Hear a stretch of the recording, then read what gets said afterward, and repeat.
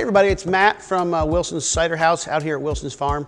We're starting a new video series called Cook the Book, and we're going to take a handful of cookbooks that have either meant a lot to me over the years or are significant culturally, and talk about them a little bit, talk about the authors, make a few things out of the books.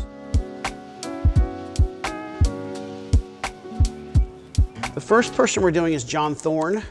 I'm guessing he's not too familiar to most of you. He and his wife, Matt Lewis Thorne, had a cooking newsletter before the internet in the old days. I found it when I was about 20 through a magazine and mailed off for a subscription. It was called Simple Cooking. It was a monthly, maybe, paper. It came in the mail, and it was just him writing about food. He and his wife doing recipes, very kind of lyrical and fun, and it really drew me in because I had seen cookbooks before. My parents were good cooks, but I wasn't familiar with cooking as a type of literature. You know, there's great writers, of course. Some of my favorites are, more recently would be Gabriel Hamilton.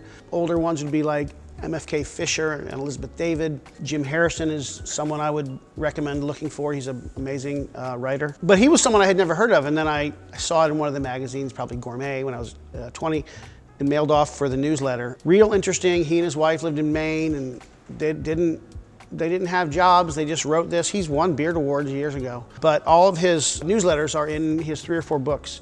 The newsletter, again, was called Simple Cooking. This is called Outlaw Cook. There's one called Serious Pig. There's a number of them. You can get them on Amazon or get them at the bookstore. They're really worth seeking out.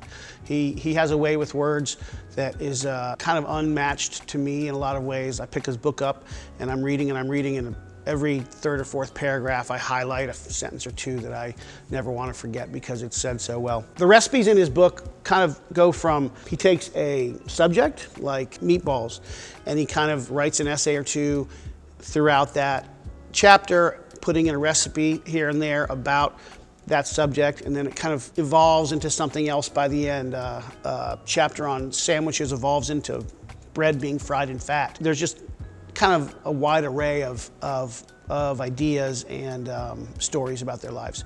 So I would really recommend looking for him, and I'm gonna talk to you about some of these recipes too. The first one I want to talk about is the beans. So this is black beans with ham hock and baked curried eggs with rice. He does it as a soup. Here I've done a little bit more of a plate. Black beans that we get are grown locally. Soaks those, cooks them with ham hock, celery for a number of hours till they're really luscious.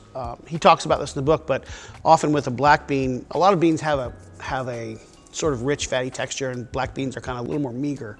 So he likes, and I like, putting the ham hock in there. And then curried eggs. This kind of harkens back to a Caribbean colonial style of cooking, where we hard boil eggs and we put it in a curried cream sauce thickened with flour, and either bake it or just simmer it for a while. It really adds a lushness to the dish.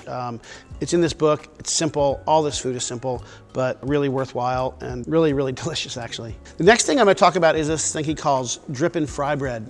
I had never seen this as a recipe before, but as a chef and a home cook, one of my favorite parts of roasting any meat or cooking a steak is sneaking back in the kitchen and taking some of the bread from the dinner table and dipping it in that juice and the oil and the fat from the meat. And that's pretty much what this is. We're taking our homemade sourdough, soaking it a little bit in a little bit of beef stock, and then frying it in the fat left over from a steak in a pan till it's crisp and luscious. The outside gets crisp, the inside gets kind of a custardy texture. Just a delicious snack. I'd eat it with the black beans maybe. And the last thing we're doing is meatballs. He has a chapter called Meatball Metaphysics in this book. It's a great opportunity for him to really show the range of food. He talks about meatballs as being permanent culinary refugee status, which made me laugh. Every culture seems to have a meatball. In the book, he gets very kind of like cartoonish, almost about the idea of the meatball and its personality. It's rough around the edges, down and dirty.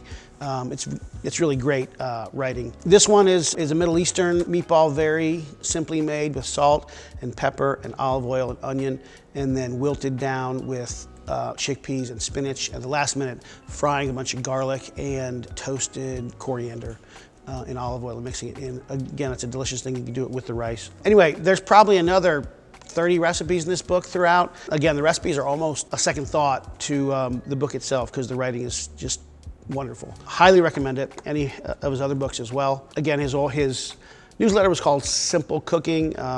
You probably can find copies of that on eBay, which is worth it. It's just on kind of like stapled on paper, folded into an envelope. Used to show up in the mail. It's great. Easy to get these books though too and read it all. And this is that bread. It's got kind of a crisp, fatty exterior, and the inside is really kind of soft and melty. Anyway, this is John Thorne, Outlaw Cook, cookbook video series, Cook the Book. Join us next time.